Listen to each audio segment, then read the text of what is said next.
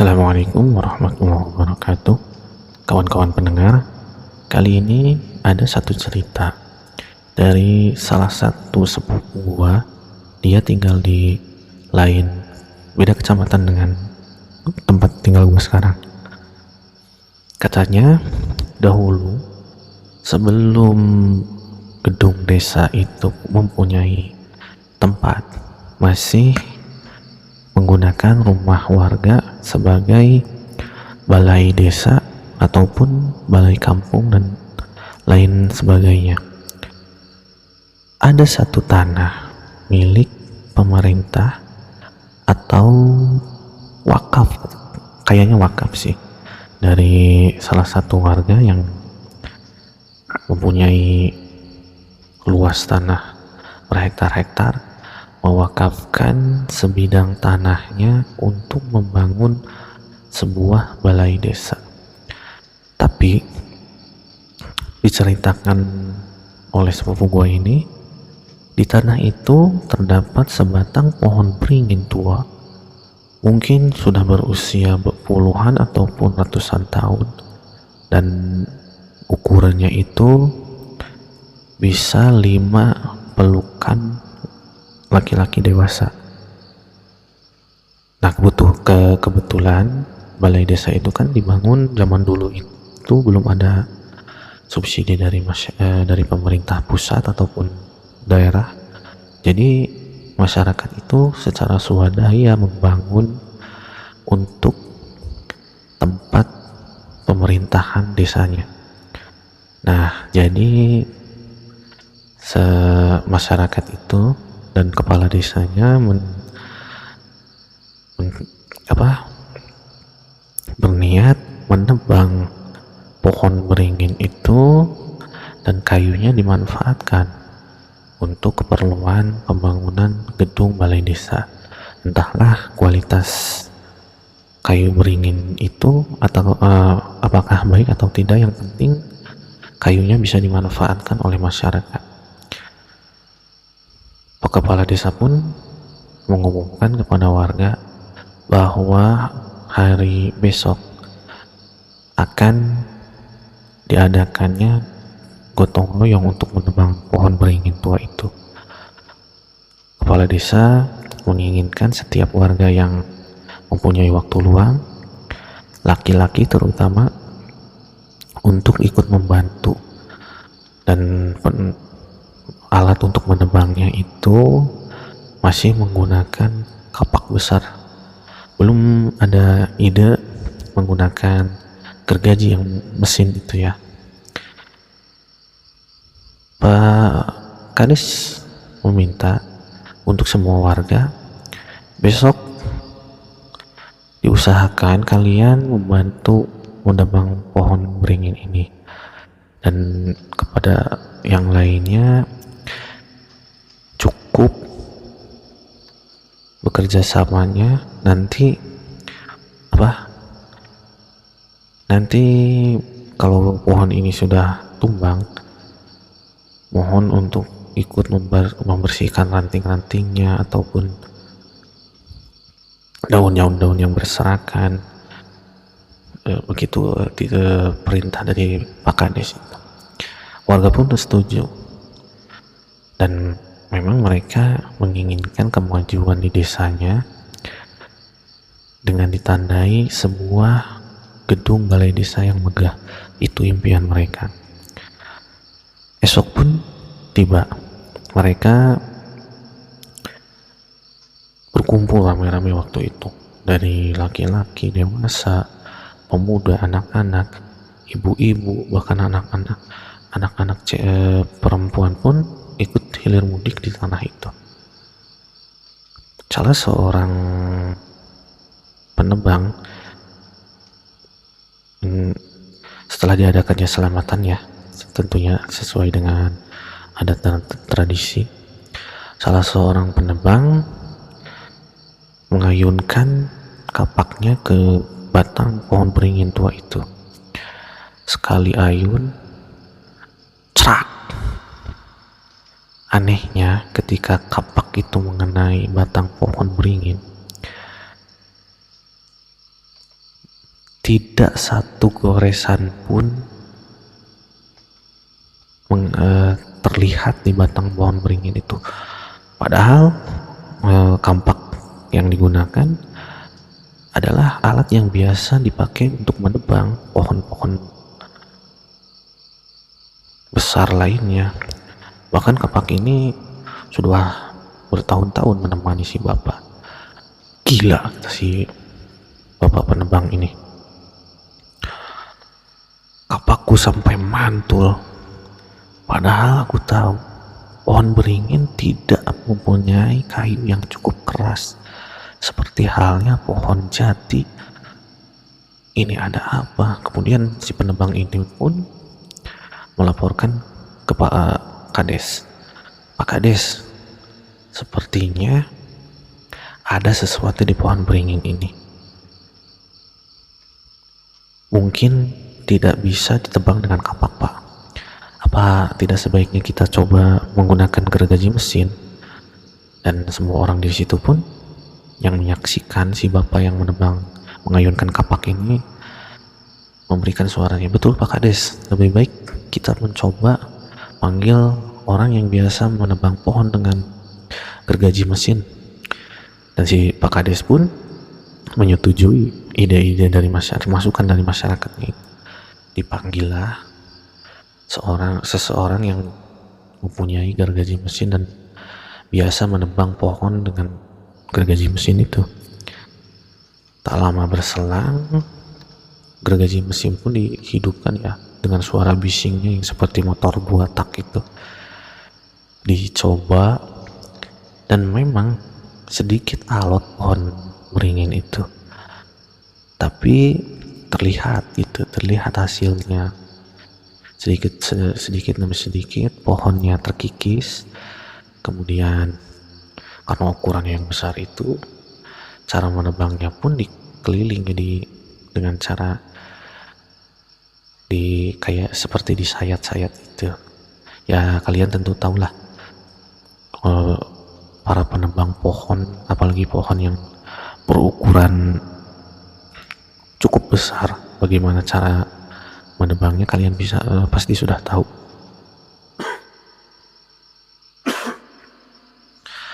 Maaf, ada sedikit kendala dari batuk.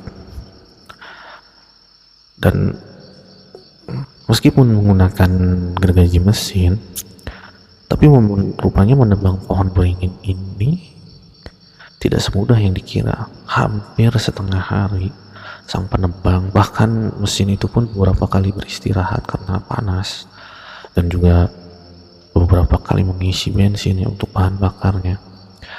Sekitar lepas asar, setelah azan asar itu, akhirnya pohon beringin besar ini pun tumbang dengan suaranya yang mengguruh, ukurannya yang raksasa, daunnya yang lebar.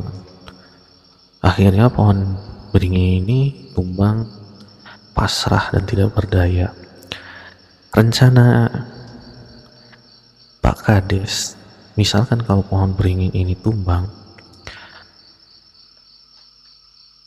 hari itu juga akan dipotong-potong ya, berikut dengan ranting dan batang pohonnya akan dibelah-belah. Tapi berhubung hari menjelang sore, Pak Kades memberitahukan kepada masyarakatnya, kita lebih baik besok saja membereskan pohon beringin ini.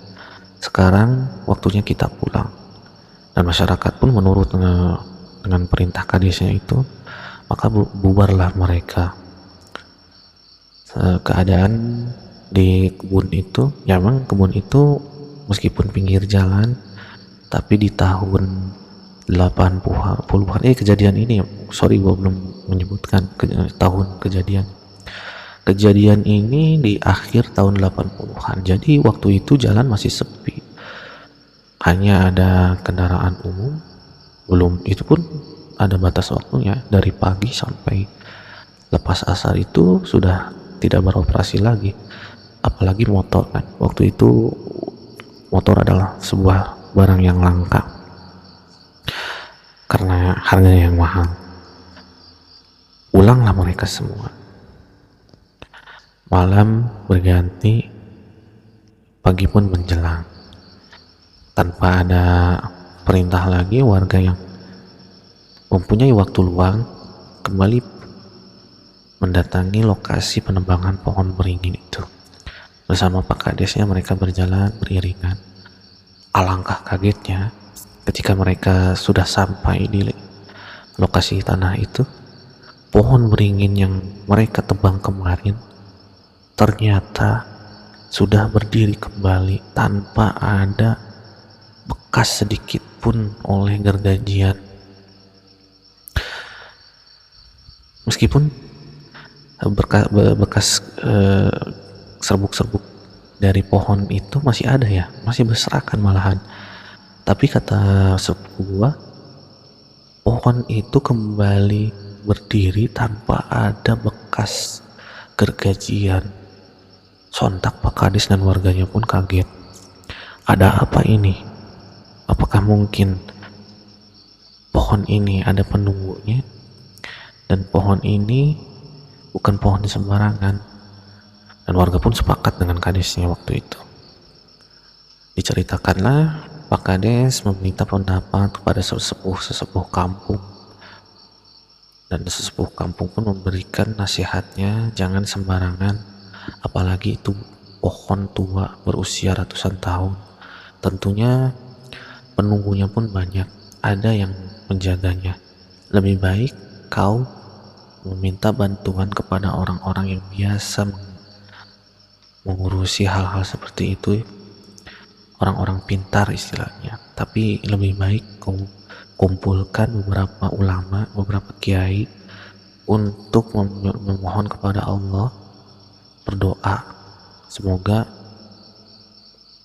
penebangan pohon beringin tua itu lancar dan tidak ada halangan. Kemudian Pak Kades pun menuruti nasihat para sesepuh itu. Dikumpulkanlah beberapa ulama. Kata sepupu gua ada 7 orang, tapi ulama-ulama itu bukan penduduk kampung ya, bukan penduduk desa itu maksudnya. Mereka panggilan dari beberapa tempat, dari desa sekitar, desa tetangga, dan bahkan ada yang dipanggil dari lain kecamatan. Kemudian tidak menunggu berapa lama setelah mereka